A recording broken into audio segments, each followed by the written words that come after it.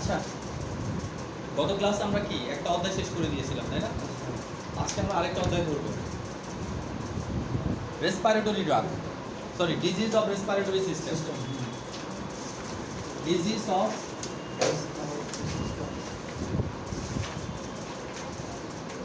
আমাদের বোন জয়েন্টটা শেষ। হ্যাঁ। এক মাসই শেষ হয়ে গেছে। হ্যাঁ, শুরু তিনটা। গত ক্লাসে আমরা আলোচনা করছি। স্যার ভিডিওটা আসছে না এটা? ওকে, দেখেন ডিজিজ অফ রেসপিরেটরি সিস্টেম, ঠিক আছে? তাহলে রেসপিরেটরি সিস্টেম কাজ কি? রেসপিরেটরি সিস্টেমের কাজ হচ্ছে অক্সিজেন এবং কার্বন ডাই অক্সাইডের কি আদান প্রদান করা, তাই না? একমাত্র রেসপিরেটরি সিস্টেম কি পারে? বাতাস থেকে অক্সিজেনটা গ্রহণ করে সেই অক্সিজেনটা রক্তে দিতে পারে, আবার রক্ত থেকে কার্বন ডাই অক্সাইডটা পরিবেশে ফেরত দিতে পারে। তাহলে টোটাল রেসপিরেটরি সিস্টেমের মূল ফাংশনই কিন্তু এটা, ঠিক আছে? সে কি করতেছে? অক্সিজেনটাকে রক্তের ভিতরে ভরে দিচ্ছে, রক্ত অক্সিজেনের সমস্ত কোষে চলে যাচ্ছে, আবার কার্বন ডাই অক্সাইডগুলো রক্ত কালেক্ট করে এসে কি লাংসকে দিয়ে দিচ্ছে, লাংস এটা কি করতেছে? বাইরে বের করে দিচ্ছে। তাহলে টোটাল কাজ কি? Oxygen and carbon dioxide আদান প্রদান, তাই তো? যদি রেসপিরেটরি সিস্টেমের সমস্যা হয়, প্রবলেম কি হবে? এই দুইটার আদান প্রদানের সমস্যা হবে। আর অক্সিজেন ছাড়া আমরা কি কোনো কাজ ঠিক মতো করতে পারবো, বেঁচে থাকতে পারবো? সেই জন্য রেসপিরেটরি সিস্টেমের প্রবলেমের কারণে আমরা মারা যাচ্ছি, তাই না? করোনা কি হচ্ছে? লাংস কলাপস হয়ে যাচ্ছে, তাই না? কার্বন ডাই অক্সাইড অক্সিজেন লেভেলটা নেমে যাচ্ছে, রোগী ধীরে ধীরে কি মারা যাচ্ছে। ওকে, তাহলে আমরা এই জিনিসটা ক্লিয়ার যে রেসপিরেটরি সিস্টেমে যে রোগগুলো হবে সেই রোগের সাথে সরাসরি কি এই সমস্যাটা কি সবসময় কি জড়িত থাকবে, ঠিক আছে? তাহলে রেসপিরেটরি সিস্টেমের পার্ট কয়টা ছিল? কি কি?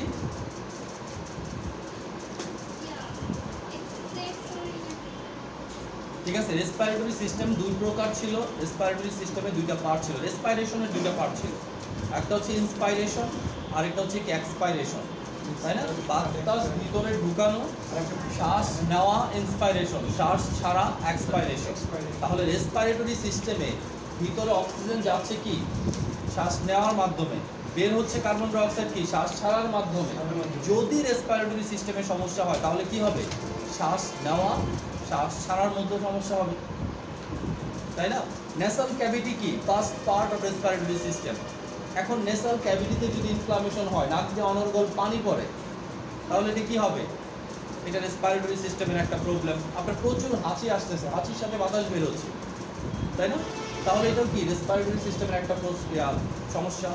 যদি আপনার প্রচণ্ড শ্বাসকষ্ট হয়, আপনি ভিতরে নিঃশ্বাস নিতে পারছেন না, নিঃশ্বাস ভিতর থেকে বের করতে পারছেন না, আপনার যদি অ্যাজমা হয় তাহলে কি রেসপিরেটরি সিস্টেমের সমস্যা, ঠিক আছে? তার মানে শ্বাস রিলেটেড যে কোনো প্রবলেমই যখন আসবে সেটা কিসের হবে? Disease of respiratory system. Clear তো? স্যার হাঁপানি আমরা তো বললাম অ্যাজমা, অ্যাজমা মানেই তো হাঁপানি। হাঁ করে নিঃশ্বাস নেয় সেটা কিন্তু হাঁপানি না, ঠিক আছে? নিঃশ্বাস নিলে হাঁপানি হয়, তাহলে সবার রাত্রে অনেকের হাঁপানি হতে পারে, ঠিক আছে? আমরা পড়বো, হাঁপানি পড়বো, টেনশন নিয়ে না।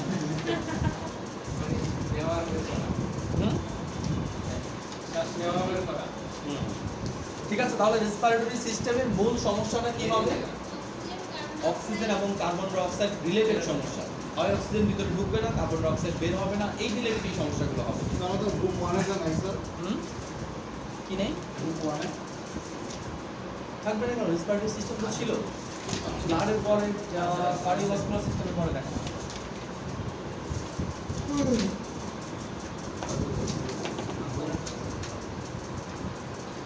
কারোর কি পাথর মনে আছে? রেসপিরেটরি সিস্টেমের পাথর বলেন তোমা, কে পারেন? Pathway of respiratory system. এই সপ্তাহে স্যার অনলাইনে চলছিল, করোনার ভিতরে এইগুলো আপনি অনলাইনে নিয়েছিলেন। হ্যাঁ, যা পারি না সব অনলাইনে ক্লাস দিচ্ছে, তাই না? সেই জন্য তো অনলাইন ক্লাস বন্ধ করে দিচ্ছি আমরা। এটা কিন্তু একটা সত্য কথা স্যার। অনলাইন ক্লাস করলে কিন্তু ক্লাসে আপনার আপনার একটা ব্যাকআপ, আমাদের মানুষের একটা সব ব্যাকআপ যখন থাকে না তখন লেজি হয়ে যায়। আগেকার দিনের লোকরা দেখবেন যে খুব জেনে জানতো, খুব পারফেক্টলি জানতো, কিন্তু এখন আমাদের এত রিসোর্স চলে আসছে, আমরা সব কিছুই মানে একটু নেগলিজেন্সি দেখতেছি। ওকে, আমাকে বলেন রেসপিরেটরি সিস্টেমের পাথওয়েতে আমরা কি ছিল? প্রথমে ছিল নোজ, তাই না? তাহলে বাতাসটা কি অ্যাটমসফিয়ারটা তো বাতাস, এটা তো রেসপিরেটরি সিস্টেমের পার্ট না, তাই না? তাহলে অ্যাটমসফিয়ার থেকে অক্সিজেনটা কোথায় ঢুকবে? নোজ, নাকে। তারপরে কই যাবে? ন্যাসাল ক্যাভিটিতে যাবে, ন্যাসোফ্যারিংসে যাবে, ফ্যারিংসে যাবে, এরপর কই যাবে? ল্যারিংসে যাবে, তারপর ট্র্যাকিয়াতে যাবে, তাই না? হ্যাঁ, ট্র্যাকিয়াটা কি? রিং লাইক স্ট্রাকচার, তাই না? রেসপিরেটরি সিস্টেমে রিং এর মতো কি কতগুলো গোল গোল স্ট্রাকচার থাকে, 16 থেকে 20টা রিং এর মতো কি গোল গোল স্ট্রাকচার থাকে, এটাকে আমরা কি বলি? ট্র্যাকিয়া। ট্র্যাকিয়ার পরে কি আছে? ট্র্যাকিয়ার পরে কি? এটা দুইটা ভাগে ভাগ হয়ে যায়, রাইট লাংসের জন্য একটা যায়, লেফট লাংসের জন্য একটা যায়। কি যায়? Right and left principal ব্রঙ্কাই। তাহলে এখান থেকে শুরু হচ্ছে কি? ব্রঙ্কাই। একটা রোগ আছে আমাদের ব্রঙ্কাইটিস। তাহলে ব্রঙ্কাইটিস কি? Inflammation of ব্রঙ্কাই। তো এই রোগটা হলে কাশে না মানুষ, কাশি হয় না। কাশিটা কিন্তু রিফ্লেক্স, কাশিটা কিন্তু লক্ষণ না, কোনো রোগের লক্ষণ না, রিফ্লেক্স। কি হয়? আপনার কখন কাশি আসবে জানেন? যখন আপনার ভিতরে নিঃশ্বাস ভালো করে ঢুকছে না, বেরোচ্ছে না, তখন আপনার অটো রিফ্লেক্স কাশি আসবে। অ্যাজমা রোগীদের কাশি কেন আসে? ভিতরে বাতাস ঢুকে না, বডি মনে করে কি ভিতরে কিছু জমে গেছে। কাশি দিলে কি ওইটা যদি বের হয়ে আসে তাহলে কি বাতাসটা মনে হয় ইজি হবে। শুকনা কাশি আসার কারণে কি অ্যাজমা রোগীদের শ্বাসকষ্ট আরও বেড়ে যায়।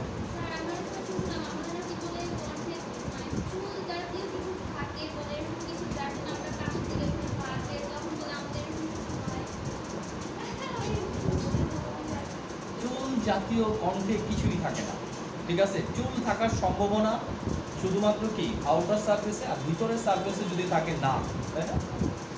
ঠিক আছে, আমাদের নাকের ভিতরে চুলগুলা বিশেষ বৈশিষ্ট্যপূর্ণ, তাই না? এই চুলগুলার কাজ কি? বাতাসে যে ধুলাবালি থাকে, যা থাকে এটাকে ফিল্টার করে ভিতরে বিশুদ্ধ বাতাসটাকে কি করতেছে? পাঠাচ্ছে। এই চুলটার ইম্পর্টেন্সই আছে এখানে। আর ইন্টারনাল সার্ভিসে তো এই টাইপের কি কিছু থাকবে না, তাই না? তাহলে কাশিটা কি? রিফ্লাক্স একটা, তাই না? যে আপনার ভিতরে কিছু জমে গেছে, কষ্ট হচ্ছে, আপনি দু একটা কাশি দিলে যদি বের হয়ে আসে তাহলে কি আপনি শ্বাস নিতে আরাম পাবেন, এটাই, আর কিছুই না। ওকে, তাহলে কি ছিল? Right and left principal ব্রঙ্কাই। এরপরে কি? এটা আরো ভাগ হয়ে যায়, নাম কি হয়? গ্লোবাল ব্রঙ্কাই। তারপর সেগমেন্টাল ব্রঙ্কাই, ঠিক আছে? এরপরে কি? আর ব্রঙ্কাই থাকে না, ব্রঙ্কিউলস হয়ে যায়, আরো ক্ষুদ্র। হ্যাঁ, টার্মিনাল ব্রঙ্কিউলস, রেসপিরেটরি ব্রঙ্কিউলস, তারপরে কি?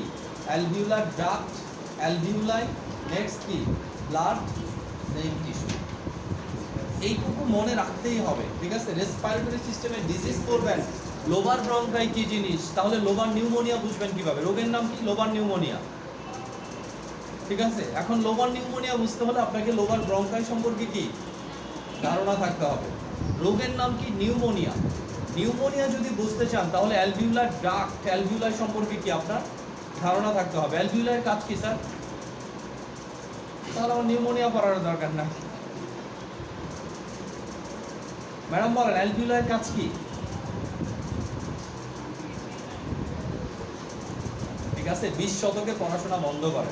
20 শতকে পড়াশোনা জীবনে কিচ্ছু হবে না, ঠিক আছে? পড়াশোনা করলে 19 শতকে পড়াশোনা করে,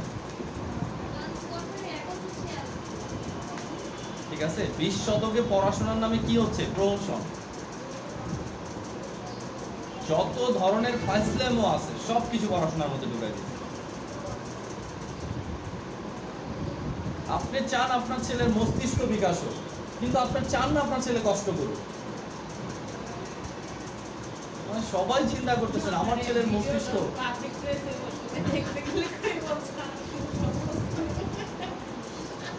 আমরা যা সমালোচনা করবো এটা তো আপনার জন্যই করছি, তাই না? আপনি তো পাবলিকই। আমাদের ভিডিও তো শুধুমাত্র কি স্টুডেন্টদের জন্য।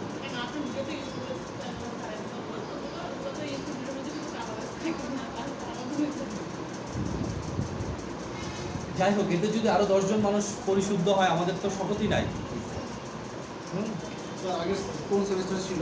কি ইউএনএ পড়ালেন আমাদের গান গেল সেই third semester, third semester, first year third semester. Sir আমাদের fourth year third year student নেই। থাকবে না কেন? রবিবার মঙ্গলবার আছে ফিফথ সেমিস্টার, ওই জন্য মানে উইকেন্ডে কোনো ক্লাস নেই।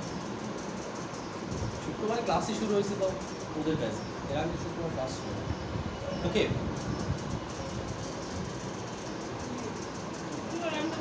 আপনাদের যে পড়াশোনার স্টাইল, এই পড়াশোনার স্টাইল অ্যাটলিস্ট আমার পছন্দ না, ঠিক আছে? আপনারা খালি চাচ্ছেন কি একটা সার্টিফিকেট, আপনাকে ফ্রেশ হতে হবে না তো, সেই জন্যই তো আপনার পড়াশোনা সপ্তাহে একদিন, ফ্রেশ হলে তো সপ্তাহে 6 দিন করতাম। মানে আপনি কথা হচ্ছে মনে মনে ইচ্ছা আত্মহত্যা করবো, কিন্তু বিষ খাওয়ার সময়টা পাচ্ছে না, এত ব্যস্ত যে আত্মহত্যা করে বিষ কিনে রেখে দিতে, কিন্তু খাবে যে এটা কোনো সময় না। মনে রাখবেন পৃথিবীর সব কিছুই পাওয়া যায় যদি আপনার ইচ্ছা থাকে, তাই না? সব সময়কে মানুষ কি করে নিতে পারে, ভাগ করে নিতে পারে, কন্ট্রোল করতে পারে। মেইন কথা হচ্ছে ইচ্ছা নাই। ওকে, সমস্যা নাই, ইচ্ছা যদি কোনোদিন তৈরি হয় আমরা এই আশায় থাকি, ঠিক আছে? এটা থেকে আমাদের আর মরার সময় নাই, তাই না? ওকে, তাহলে আমরা ডিজিজে চলে যাই, ঠিক আছে? ডিজিজে চলে যাওয়ার আগে আপনাকে কি কতগুলো টার্মিনোলজি আমরা পড়াইছিলাম সেগুলো একটু মাথায় রাখতে হবে। কি কি? যেমন অ্যাজ ফর এক্সাম্পল অ্যানোক্সিয়া কাকে বলে? কিছু যদি নাও পারি তাহলে এই জিনিসগুলো অ্যাটলিস্ট পারা লাগবে। কি? লাংস এবং লাংসের পর্দা, তাই না? এই পর্দার নাম কি? লাংসের যে পর্দাটা থাকে, কভারিং অফ দ্য লাংস, এটার নাম কি? কভারিং অফ দ্য বডি নাম কি?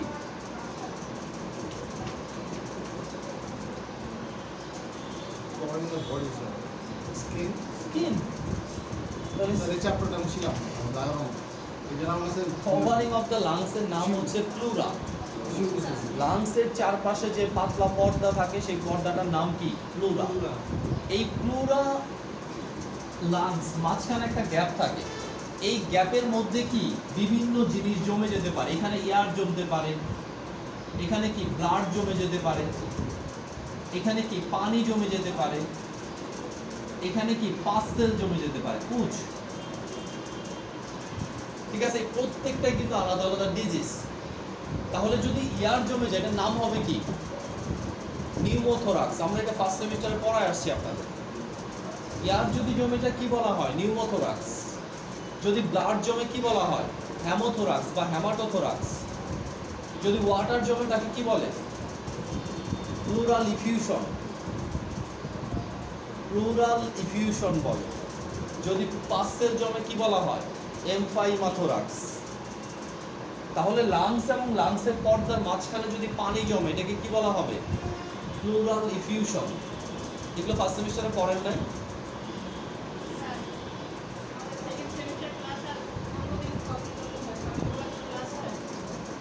জি, রবি মঙ্গল সকালবেলা হয় 10টা থেকে। কোনো লাভ নাই, অনেক পড়াই ফেলা করেছে, ওইখানে যে টালি খুঁজে পাবেন না। সহজ ব্যাপারটা আপনাকে বলে দিচ্ছে, অনলাইনে করবেন আর কি করে, বাসায় বসে বসে অনলাইনে করেন। মাঝখানে মাঝখানে দু একটা দিব না, এটা পাপের শাস্তি পাবেন না।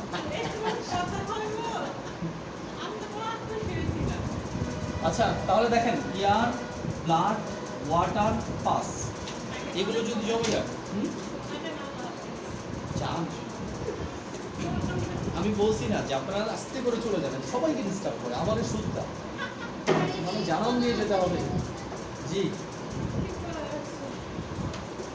ওকে। এরপরে দেখেন লাংসের মাঝখানে কি থাকে? অ্যালভিউলাই থাকে, তাই না?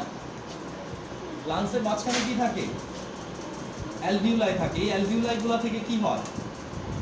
অক্সিজেনটা ব্লাডের ভিতরে আসে, ব্লাড থেকে কার্বন ডাই অক্সাইড ঠিক অ্যালভিউলাইয়ের ভিতরে চলে যায়। আলটিমেট লাস্ট স্টেজ অফ কি? Respiratory system. এখন এই অ্যালভিউলাইয়ের মধ্যে যদি পানি জমে যায় বা অ্যালভিউলাইয়ের ভিতরে যদি ইনফ্লামেশন হয়, তখন হচ্ছে লাংসের ভিতরে পানি জমছে। লাংসের ভিতরে পানি জমাকে বলা হয় কি? Pulmonary oedema. কি বলে? Pulmonary oedema. ঠিক আছে। আর এটা যদি ইনফ্লামেশনের কারণে হয়, অ্যালভিউলা এবং অ্যালভিউলার ডাক্টে যদি কোনো ইনফ্লামেশন হয়, প্রদাহ হয়, ব্যাকটেরিয়াল ইনফ্লামেশন হতে পারে, ভাইরাল ইনফ্লামেশন হতে পারে, যদি হয় তখন তাকে কি বলে? নিউমোনিয়া। তাহলে নিউমোনিয়ার আক্রমণের জায়গা কোথায়? লাংসের অ্যালভিউলার এবং অ্যালভিউলার ডাক্ট।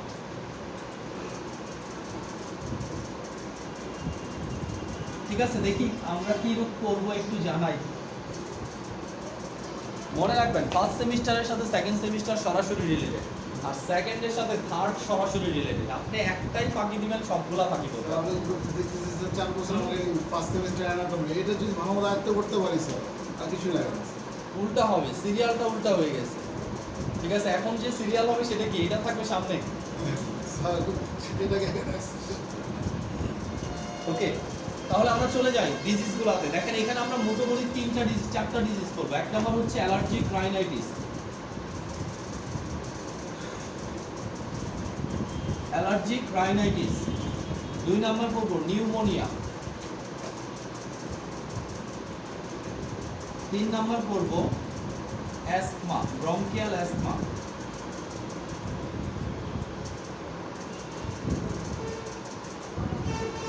4 নম্বর করবো ইনফ্লুয়েঞ্জা। ওকে, এই 4টা রোগ নিয়ে আমরা আলোচনা করবো আজকে।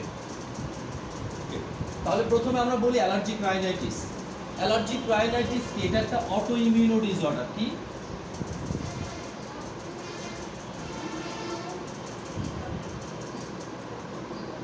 তাহলে অ্যালার্জিক রাইনাইটিসটা কেন হচ্ছে? ইমিউন সিস্টেমের হাইপার অ্যাক্টিভিটি। আমরা গত ক্লাসেও একটা রোগ করছিলাম, তাই না? অটো ইমিউনো ডিসঅর্ডার নাম কি? নাম কি?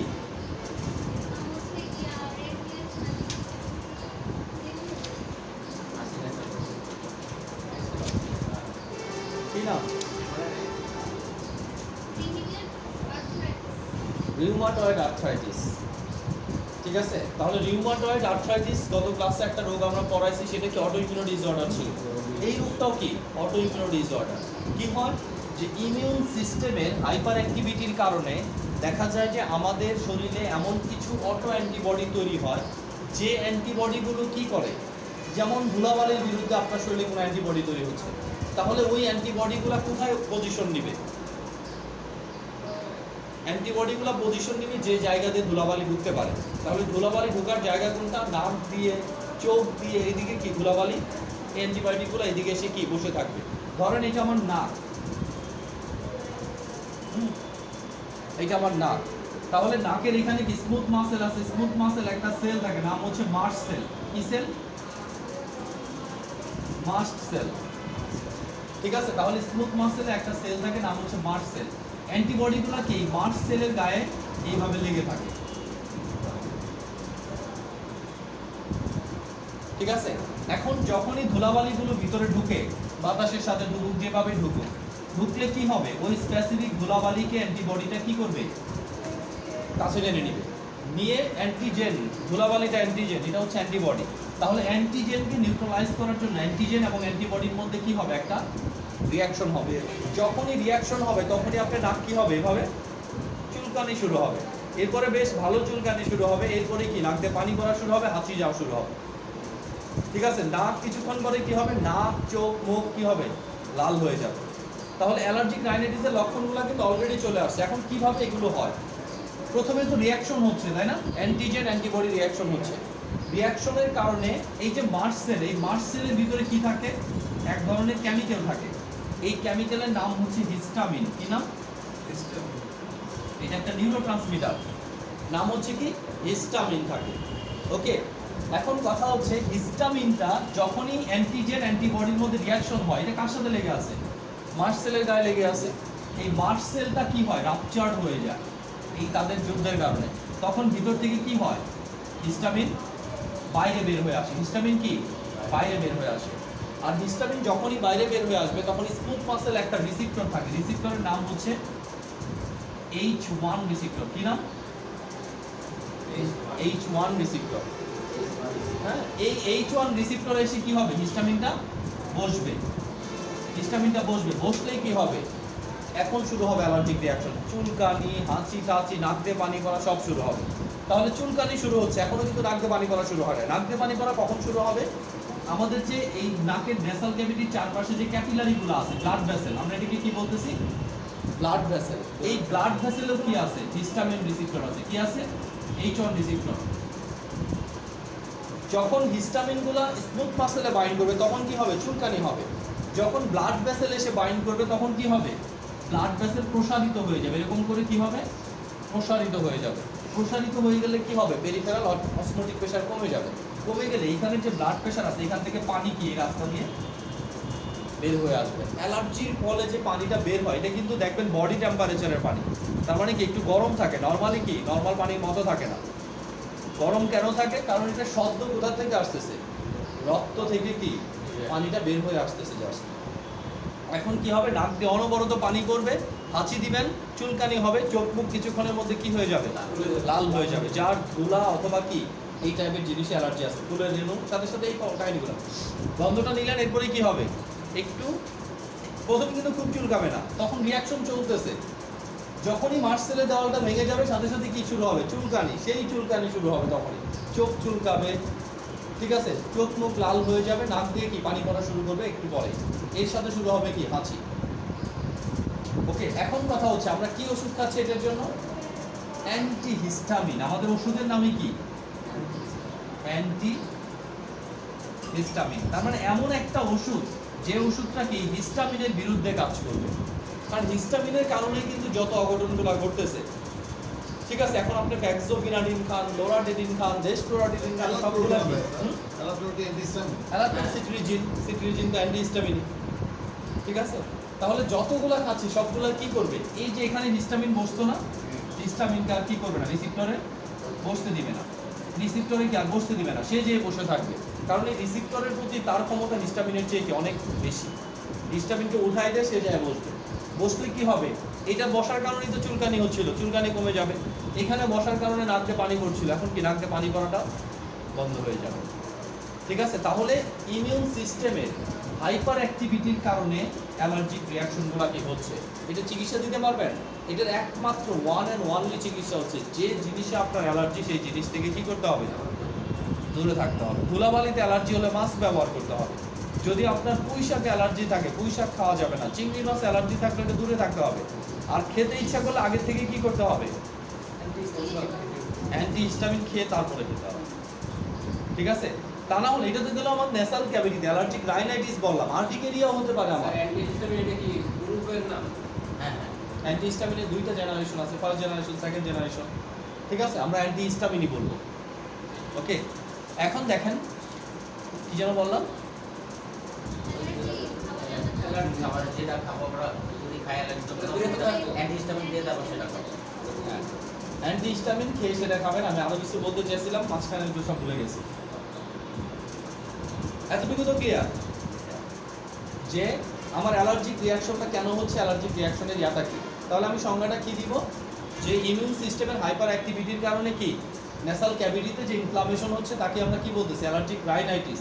রাইনাইটিস মানে ইনফ্লামেশন অফ ন্যাসাল ক্যাভিটি, ঠিক আছে। এতে কি হবে? রানি নোজ হবে, নাক দিয়ে পানি পড়বে, নাকে ন্যাসাল ক্যাভিটিতে কি চুলকাবে, চোখ মুখ কি হয়ে যাবে?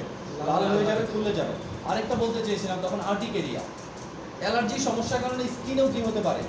বড় বড় র্যাশ বের হতে পারে, তাই না?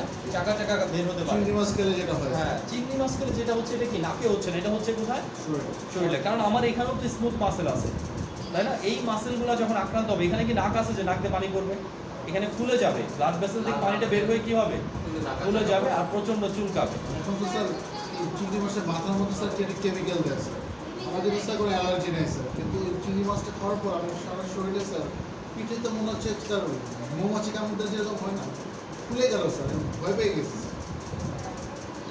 সেটাই হোক, চিংড়ি মাছ এখন আপনি যেটা খাবেন সেটাতে অ্যালার্জি হবে। যেটা আমার মাথায় হয় না দেয়, তো স্যার, কিন্তু ওটার মধ্যে কিছু একটা দেওয়া ছিল স্যার। হ্যাঁ মাথায় যেটা দেয় এটা তো আপনার মনের ভিতরে আছে, ঢুকে গেছে। যেটা চিংড়ি মাছের মাথায় দেয় এটা শুধুমাত্র দেয় চিংড়ি মাছটাকে বেশি দিন টিকিয়ে রাখার জন্য, ঠিক আছে। এইটা আমরা প্রত্যহ বিভিন্ন ফলের সাথে, বিভিন্ন খাবারের সাথে রেগুলার খাচ্ছি। কি সেটা? সময় ফরমালিন, ঠিক আছে। কিন্তু স্যার পুরো তো খেলা নেই, তার তো কোনো কিছু হলো না, রাস্তাও খাইছি স্যার, কিছু হয় না। কিন্তু ওদের স্যার ভয় পেয়ে গেছে, শুকিতে গোলগোল হয়ে গেছে স্যার।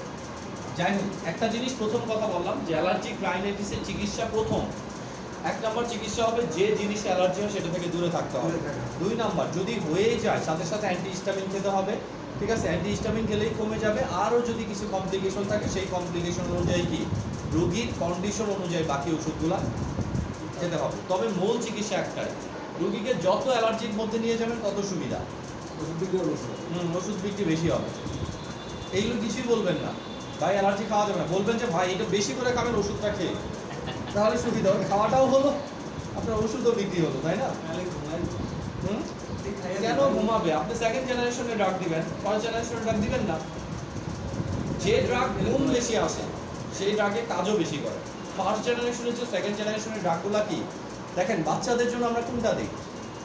বাচ্চার যদি অ্যালার্জির সমস্যা থাকে ফার্স্ট জেনারেশন দিই। কেন দিই? এটা খেয়ে বাচ্চা ঘুমায়, অ্যালার্জির মধ্যে দৌড়াদৌড়ি, বাইরে বেশি দৌড়াদৌড়ি করে না, অ্যালার্জির সমস্যা কি কমে যায়। বাট বড়দের যারা ড্রাইভিং করতেছে এদের যদি ঘুম টাইমের দেয় তাহলে কি গাড়ি চালাবে আর ঘুমাবে, তাই না? তাহলে এখানে দুই ধরনের ড্রাগ পাওয়া যায়, একটা ঘুম ঘুম ভাব নিয়ে আসে আর একটা ঘুম ঘুম ভাব নিয়ে আসে না। কাকে আপনি কোনটা দিবেন সিলেক্ট কে করবে? স্যার একটা মেডিসিন আছে স্যার, নামটা ভুলে গেলাম স্যার। জেনারেশনের ভিতরে দেওয়া আছে, ফার্স্ট জেনারেশনগুলো ঘুম ঘুম ভাব নিয়ে আসবে, সেকেন্ড জেনারেশনগুলো ঘুম ঘুম ভাব নিয়ে আসবে না। আপনি যখন ড্রাগ শিখবে তখন বলেই দিব anti histamine first generation, anti histamine second generation. Second generation কারা? যারা নন সিডেটিভ, মানে ঘুম ঘুম ভাব নিয়ে আসে না। ফার্স্ট জেনারেশন কারা? যারা সিডেটিভ। স্যার একটা মেডিসিন আছে স্যার, খেলে স্যার আপনার একটু রিল্যাক্স লাগে স্যার। নাম কি স্যার মেডিসিন ভুলে গেছি। মানে আমাদের মস্তিষ্ক একটু রিল্যাক্স করে দেয় স্যার। আমাদের প্রায় টিচারে দেখে খায় এটা স্যার। তাই না?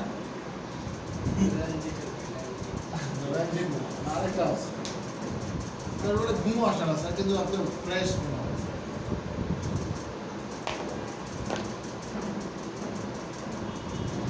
দেখেন রিল্যাক্স করার মেডিসিন কম আর বেশি নাই। এখন আপনি কোনটা খেয়েছেন? আর্ট্লোপিন, ডিক্সল, মেলিট্রেসিন খেয়েছেন, তাই না? কোম্পানির নাম ধরে আমরা বুঝতে পারবো স্যার। ওই যে বললো রেনজিট, ব্রেনজিট, ফ্রেনজিট, মিক্সজিট, কত নাম আছে এই প্রোডাক্টগুলোর। বাংলাদেশে যদি 100, 150, 200, 250 কোম্পানি থাকে সবগুলো এটা বানায়, কয়টা নাম আপনি মুখস্থ করবেন? কিন্তু জেনেরিকটা কি? গ্রুপের নাম মতো আপনি মোডনও, হ্যাঁ গ্রুপ, কিরকম গ্রুপ? গ্রুপ তো একটা থাকে। কোম্পানি আবার চেঞ্জ হতে পারে, আরেকটা question, গ্রুপ তো চেঞ্জ হবে না। গ্রুপ না স্যার, এটা হচ্ছে জেনেরিক। জি, ঠিক আছে, গ্রুপ আলাদা। যেমন অ্যান্টি হিস্টামিন, অ্যান্টি হিস্টামিনের নাম হচ্ছে গ্রুপ, এখানে কিন্তু কোনো ওষুধের নাম নাই। না, জি, আমি সেটাই যখন আমি জেনেরিক বলবো তখন চলে আসবে কি ক্লোরফেনালিমিন, মেফাইট্রোলিন, তারপর কি তাহলে আমরা group শিখলে এটা প্রোমিথাজিন, বলা হয়। সবগুলো চলে আসবে ওই সময়। তারপর ওগুলো হচ্ছে গ্রুপ বলা যাবে না, ওগুলোর নাম জেনেরিক। স্যার আমি বাইজোনার 520 দেখাই, সেম ওষুধ ইবনিসিনা বানাবো 50 টাকা পাতা, কিন্তু বাইজোনারটা 180 টাকা মিক্সিং করে, এটা কেমন স্যার? দেখেন ওষুধের 50 টাকা দাম, কোথায় 180 টাকা? ওষুধের দাম আমরা এইভাবে বলতে পারবো না, কি কারণে হতে পারে। এখন আমাকে অনেকগুলো জিনিস দেখতে হবে যে ইবনে সিনা কাঁচামাল কোথা থেকে নিয়ে আসে, ইবনে সিনা কাঁচামাল কত নাম্বারের কাঁচামাল নিয়ে আসে, বেক্সিমকো কাঁচামাল কোথা থেকে নিয়ে আসে। এখন যদি দেখেন দুইটাই চায়না সোর্স থেকে নিয়ে আসে, তাহলে সালমান এফ রহমানের চেহারা, একজনের চেহারা ভালো আরেকজনের চেহারা ভালো না, একজন রাজনৈতিকভাবে উপরে আছে আরেকজন কম আছে, দাম বাড়াইতে পারি। রেডিয়েন্টের কোন প্রোডাক্টের দাম কম বলেন? সবগুলোতে বেশি সব। রেডিয়েন্টে এজিথ্রোমাইসিনের দাম 55 টাকা করে, ঠিক আছে? এখন আপনি কি বলবেন 55 টাকার ওষুধ? এটা একটা সাইকোলজি। রেডিয়েন্টের ওষুধ ভালো। এই যে আপনি বলেন রেডিয়েন্টের ওষুধ ভালো, আবার আরেকজন বলেন রেডিয়েন্টের ওষুধ আমি ইউজই করি না। কারণ কি আমার চেয়ে ভালোর থেকে বেশি হচ্ছে কি ইনক্স না কি যেন আপনার গ্যাস্ট্রিক অ্যাটাক বলেন নবিস্তার ওষুধ খারাপ। না না, ভালো। অনেক ভালো। এখন কথা হচ্ছে যে আমি সেম দামে ওষুধ যদি আমি পাই, সানোভির ওষুধ খারাপ, জেএসকের ওষুধ খারাপ, নোভার্টিসের ওষুধ খারাপ, সব ভালো স্যার। আর রেডিয়েন্ট তো লোকাল কোম্পানি। জি, local company. Radiant multinational company না, ওরা শুধু রসের 10টা প্রোডাক্ট বিক্রি করে, জি, অন্য কোনো কিছুই না। ও কেন প্রোডাক্টের দাম বাড়াবে? কিসের জন্য বাড়াবে? Marketing policy. জাপান আর চায়না দুইটাই সারা বিশ্বে কি ওয়ার্ল্ড ফেমাস দাম। জাপানের কথা হচ্ছে কোয়ালিটি। আমার একটা প্রোডাক্ট আপনি ইউজ করবেন আপনার জীবন চলে যাবে, দাম নিব আমি 50,000। চায়না বলবেন না কোনো দরকার না, আমি জেনারেশন টু জেনারেশন বানাবো, ঠিক আছে? আমার এক প্রোডাক্ট না, আপনি আপনার এক লাইফে আমার 100 প্রোডাক্ট ইউজ করবেন, আমি দাম নিব 200 টাকা করে, ঠিক আছে? দুইটা প্রোডাক্টই পৃথিবী জুড়ে চলে, তাই না? একটা হচ্ছে কোয়ালিটি, জাপানি প্রোডাক্ট মানেই সবার আগে কি বোঝা যায় কোয়ালিটি প্রোডাক্ট, দাম বেশি। আরেকটা কি নন কোয়ালিটি প্রোডাক্ট। সে চায়না প্রোডাক্ট ভালো নয়, আপনি চায়নাকে যদি দাম দেন ও জাপানের চেয়ে ভালো মানের প্রোডাক্ট কি জি, বানায় দিবে। মার্কেটিং পলিসি ওটা নাই, করে না। আমরা বলতেছে স্যার তবে- এটা নিতে পারে। হুম? আমরা বলতেছে আমরা পুশ সেলস করতেছে স্যার, বাইজোনার না তো এটা না, পুশ ইবনিসিনা টাকা পয়সা রিসার্চ করতেছে স্যার। মা আগে বাইজোনার খেতো, এখন এটা খায়। আচ্ছা যাই হোক, এইসব জিনিস হচ্ছে আবেগিক জিনিস, আসলে না জেনে কিছুই বলা যাবে না, তাই না? এখন আমি মনে করেন স্কোয়ারের প্রোডাক্ট লিখতেছি, আমি মনে করেন ইনসেপ্টার প্রোডাক্ট লিখতেছি, তার মানে আমি কি ইনসেপ্টার সাথে যুক্ত তাও না, বা আমি অন্য কোনো কোম্পানির সাথে যুক্ত তাও না। অ্যাকচুয়ালি কি, যে প্রোডাক্টটা কাস্টমারের জন্য কনভিনিয়েন্স, যে প্রোডাক্টটা রুগীর জন্য কনভিনিয়েন্স, আমি ওটাই লিখি, তাই না? এখন আমার কাছে সমস্যা কি, এখন কনভিনিয়েন্স প্রোডাক্টটা লেখার জন্য যদি কোম্পানি আমাকে দেয় সেটা আলাদা বিষয়, কিন্তু আমি যখন কোম্পানি দেয় এই কারণে প্রোডাক্টটা লিখি, বুঝলেন? দুইটা কিন্তু দুই থিওরি। কোম্পানি আমাকে দিচ্ছে এই কারণে আমি লিখতেছি, এটা একটা বিষয়। আরেকটা হচ্ছে আমি লিখি সেই কারণে কি কোম্পানি আমাকে দেয়, আমি কোম্পানির সাথে বার্ডেন না। যখন কোনো ডাক্তার কোম্পানির কাছ থেকে টাকা নেয় বা কোনো কিছু নেয়, আপনি কি মনে করেন সে খুব ইজ্জতের সাথে চলে? আপনি বুঝেন যে যখন সে দুইটা প্রেসক্রিপশন লিখলো, প্রোডাক্ট নাই, ছবি তো তার সাথে সাথে তোলা হচ্ছে, এসেই সালাম দিচ্ছে না, একটা করে সালাম দিচ্ছে, মানে মনে করাই দিচ্ছে, আমরা বলতেছি যে স্যার আমি কিন্তু আসি, ঠিক আছে, বাট আলটিমেট কি করতেছে, একটা করে থাপ্পড় দিচ্ছে, এবার আমার প্রোডাক্ট লেখাস না কেন, ইজ্জত নাই তো স্যার। ঠিক আছে, টাকা দিচ্ছি 5,000 করে, লেখাস না কেন প্রোডাক্ট? সালাম মানে প্রত্যেকবার সালাম মানে একটা করে কোনো থাপ্পড়। বিবেক নাই স্যার, কমিশন থেকে তারা প্রতি 50-20% কমিশন পাচ্ছে। ইভেন ফার্মাসিউটিক্যাল কোম্পানিগুলো যে প্রোডাক্টটা দিচ্ছে স্যাম্পল হিসাবে, প্রোডাক্টটা দেওয়ার সময় বলে দেয় আপনি আপনার পরবর্তী রুগীর উপর এটা পরীক্ষা করে দেখতে পারেন, মানে রুগীকে এটা ফ্রি দেওয়ার জন্য দেয়, আর সে কি করে সব জমটা একবারে বিক্রি করে দিচ্ছে। মানে এইটুকু ছাড়তেও তারা কি এত টাকার পিছনে চলে গেছে। আচ্ছা যাই হোক, এইসব কথা বলে কোনো লাভ নেই, ঠিক আছে, আলটিমেট সবাই একই কথা আছে। নেক্সট ওয়ান আসেন, শেষ করতে পারবো আমার মনে হচ্ছে আজকে। কি জন্য বললাম? Allergic rhinitis.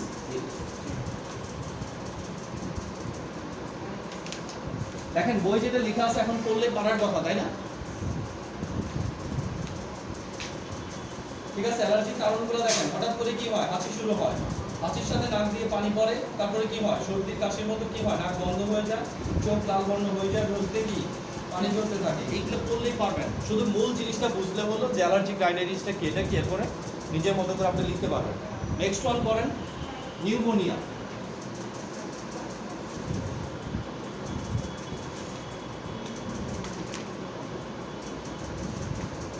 কি পড়তেছে? নিউমোনিয়া। দেখেন এমন সম্মান আমাদের দরকারই নাই, বা এমন সম্মান চাওয়ার দরকারই নাই যে সম্মানটা শুধু সামনে সামনে। আপনি সামনে আমাকে খুব সম্মান করেন, একেবারে হুজুর হুজুর করে যাবেন, জাস্ট আমার চোখের সামনে যাওয়ার সাথে সাথে আমার নামে যে কি বলেন আপনি, এটা আপনিও জানেন না, ঠিক আছে? এরকম সম্মান কি আমাদের কোনো দরকার নেই। আপনি যদি সম্মান করেন আমার সামনেও করেন, পেছনেও করেন। আর যদি আমার কোনো খারাপ জিনিস আপনারা দেখেন, স্বাভাবিকভাবে কি ডাইরেক্টলি না বলতে পারেন, অ্যাটলিস্ট কি একা যখন থাকি তখন তো যে বলতেই পারেন, সিম্পলি। এটা যে কারণ, এটা আমারও সংশোধনের দরকার আছে, তাই না? স্যার শিয়ালের পাঠশালায় মুরগি পাঠাচ্ছি শিক্ষিত করতে, এটা কতটা যোগ্য? ডায়াগনস্টিক সেন্টার ডাক্তারের চেম্বারটা বসছে, এটা কতটা যোগ্য? স্যার এটা একটা দেখেন, চেম্বার ভাড়া দেন স্যার। আপনি বুঝেন যে এটা বোঝার জন্য আমাদের দেশে অথরিটি আছে, তারা যদি কিছু না করে এটার জন্য আপনি তো আর জবাবদিহি করবেন না, আমরা শুধু সাফার হয়। ফিজিক্যাল সেন্স আপনি বলেন, আপনি তো ডাক্তার, আপনার তো চেম্বার থাকবে, কিন্তু সেটা ডায়াগনস্টিক সেন্টারে কেমন থাকবে? দেখেন আমরা সহজভাবে বলি, সেদিন আমাদের প্রধানমন্ত্রী কি বলছে একটা কথা, শিক্ষকদের কথা বলছে, তাই না? যে শিক্ষকরা কেন ইয়েতে নাই, গবেষণায় নাই কেন? খেয়াল দেয় স্যার। হ্যাঁ, বলতেছে যে ঢাকা ইউনিভার্সিটির ক্লাসটা কোনো রকম 2টা পর্যন্ত শেষ করে প্রাইভেট ইউনিভার্সিটি যায় কি জয়েন করতেছে। যদি আপনার টাকার প্রতি এত আগ্রহ থাকে, আপনাকে দিয়ে কিভাবে গবেষণা হবে? গবেষণার জন্য ম্যাডাম এত টাকা রাখছে, এত টাকা এই জায়গায় রাখছে, চাইলে পাবে কি সেটা আলাদা বিষয়, রাখছে তো, এখন ওই টাকাটা চেয়ে নেন আপনি, কিন্তু আপনার সময় কই, আপনি তো ব্যস্ত, ঠিক আছে? শিক্ষক সবাই হয়ে গেছে কি টাকার পিছনে দৌড়, সবাই টাকা, এক মাত্র দৌড়ই কি টাকা।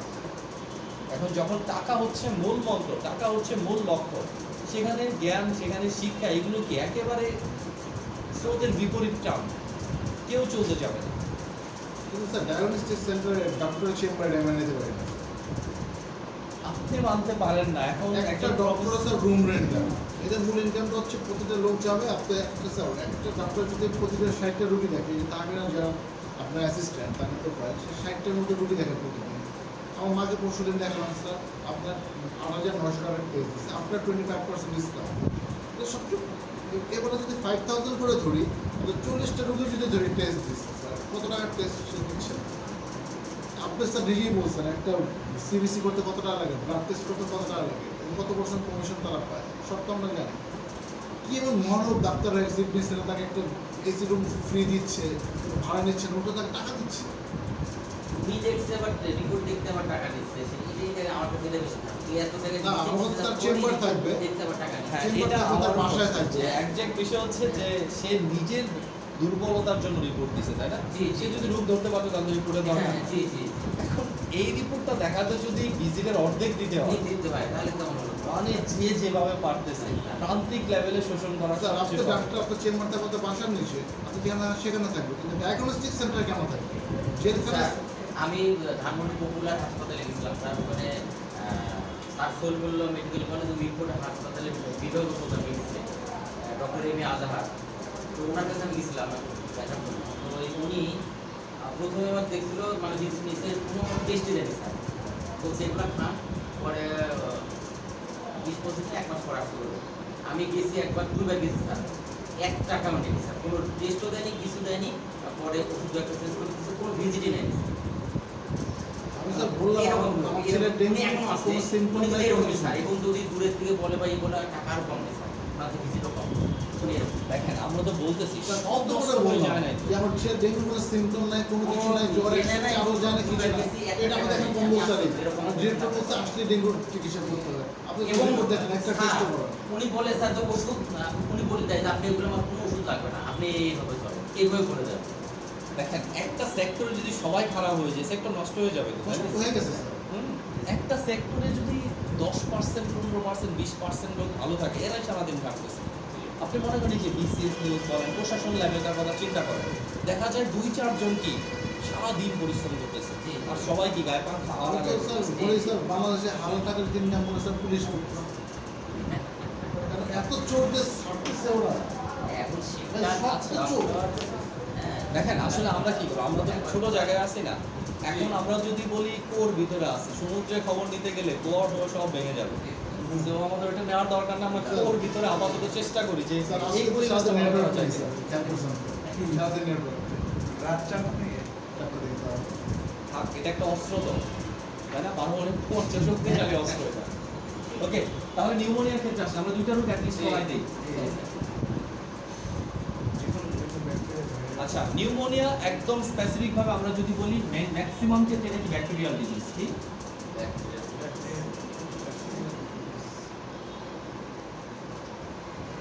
এটা কি একটা ব্যাকটেরিয়াল ডিজিজ। তাহলে স্পেসিফিক ভাবে মনে রাখতে হবে নিউমোনিয়ার সব নিউমোনিয়া না, ম্যাক্সিমাম নিউমোনিয়া কি ব্যাকটেরিয়াল ডিজিজ। ঠিক আছে, আমরা এটার জন্য একটা টিকাও দিচ্ছি, তাই না? বাচ্চাদের কি বলছি, নিউমোকক্কাল ভ্যাকসিন, পিসিভি। বাচ্চাদের প্যান্টাভ্যালেন্টের সাথে কি মিক্সড করে পিসিভি দুই পায়ে কি টিকা দেওয়া হচ্ছে একদম ছোট ছোট বাচ্চাদের, তাই না? নিউমোনিয়ার টিকা দেওয়া হচ্ছে কিন্তু এখন বাচ্চাদের। ওকে, কারণ নিউমোনিয়া একটা মারাত্মক রোগ, শিশু মৃত্যুর খুব গুরুত্বপূর্ণ একটা কারণ কি কথা হচ্ছে টিকা দিচ্ছি আমি কিসের জন্য? ইমিউন সিস্টেম বুস্ট আপ করার জন্য। যদি ইমিউনিটি কারোর বুস্ট আপ না হয়, কেন আমরা টিউবারকুলোসিসের টিকা দিচ্ছি কত বছর থেকে বলেন তো? নিউমোনিয়া তো শুরু করলো 2 দিন আগে। পলিওর টিকা দিচ্ছি কত বছর আগে থেকে বলেন তো? এখনো হয় না? স্যার আমার 31 বছর বয়স, ওর নিউমোনিয়া আসলে হাসি দিছি। এটা যে কারণে হতে পারে। দেখেন অ্যাসপাইরেশন নিউমোনিয়া আপনারও হতে পারে। এখন মনে করেন আপনি এখন স্যুপ খাচ্ছেন, স্যুপ ঘুমের মধ্যে খাচ্ছেন, মনে করেন ঘুম থেকে উঠে হঠাৎ করে স্যুপ খাচ্ছেন, আপনি বুঝতে পারেন না লিকুইড আছে, ঠিক আছে? স্যুপ আপনার কি ইসোফেগাস দিয়ে না যেয়ে চলে গেছে কোথায়? ল্যারিংস দিয়ে। তাহলে এটা যে যাবে ওইখানে কি করবে? ইনফ্লামেশন করবে না? ওইটা ওই জায়গা আপনার প্রচন্ড কাশির সাথে শ্বাসকষ্ট নিউমোনিয়া শুরু হয়ে যাবে। ঠিক আছে, স্যার হাসি দিছিলাম, সে তো ঘুরে বসে নিউমোনিয়া। সমস্যা নেই, শুধু বাচ্চাদের। তবে বাচ্চাদের হলে মারাত্মক, কারণ কি আপনাকে বাঁচানো যত সহজ, একটা বাচ্চাকে বাঁচানো কি এত সহজ না। সেজন্য শিশু মৃত্যু কমানোর জন্যই কি নিউমোনিয়ার টিকাটা বাচ্চাদের জন্য কি মানে ওই কি বলে ওই ইপিআই ভ্যাকসিনেশনের মধ্যে কি এটা ইনক্লুড করে দিয়েছে ফ্রি অফ কস্ট, তাই না? দেখে তো এটা কিন্তু অনেক আসলে বড় একটা নেবুলাইজার দেয়। হুম? এটা কিন্তু নেবুলাইজার, শ্বাসকষ্ট। কি করবে সে নেবুলাইজার না দিয়ে? ওকে, তাহলে একটা জিনিস ক্লিয়ার তো, আমরা একটা টিকা অলরেডি দিচ্ছি নিউমোনিয়ার জন্য। হ্যাঁ, এখন নিউমোনিয়া যদি হয় তাহলে তো টিকার উপর ডিপেন্ড করে থাকা যাবে না, আমাকে কি চিকিৎসাও করতে হবে। চিকিৎসার ক্ষেত্রে আগে আমাকে বুঝতে হবে নিউমোনিয়া হলে কি কি সমস্যাগুলো হয়। তাহলে একটা জিনিস তো ক্লিয়ার, নিউমোনিয়া একটা ব্যাকটেরিয়াল ডিজিজ, কিন্তু ব্যাকটেরিয়া ছাড়াও কিছু ভাইরাস আছে, ঠিক আছে? কিছু ওই যে বললাম খাবার ঘটিত কারণ আছে অ্যাসপাইরেশন নিউমোনিয়া, কিছু গ্যাস আছে, দূষিত গ্যাস, এমন মাস্টার কেয়ার টাইপের গ্যাসগুলো, হ্যাঁ এইসব গ্যাসের কারণে কি হতে পারে? লাংসের অ্যালভিউলাইগুলো ইনফ্লামেশন হতে পারে। লাংসের অ্যালভিউলার যে কোনো ইনফ্লামেশনই হচ্ছে নিউমোনিয়া। ঠিক আছে? ফানজাই মানে কি? এখানে বলছে দেখেন বিভিন্ন রকম ব্যাকটেরিয়া, ভাইরাস, ফানজাইয়ের কারণে কি ফিজিক্যাল কেমিক্যাল এসেটের কারণে কি এয়ারওয়েতে যদি কোনো প্রদাহ হয় তাকে নিউমোনিয়া বলা হয়। একই, একটা ইংরেজি একটা বাংলা। এই যে এখানে দেখেন নিউমোনিয়ার কারণ দেওয়া আছে, পেজ নাম্বার কত? 48। বলা হয়েছে কি নিউমোনিয়ার মূল কারণ স্ট্রেপ্টোককাস নিউমোনিয়া নামক ব্যাকটেরিয়া। কি নাম?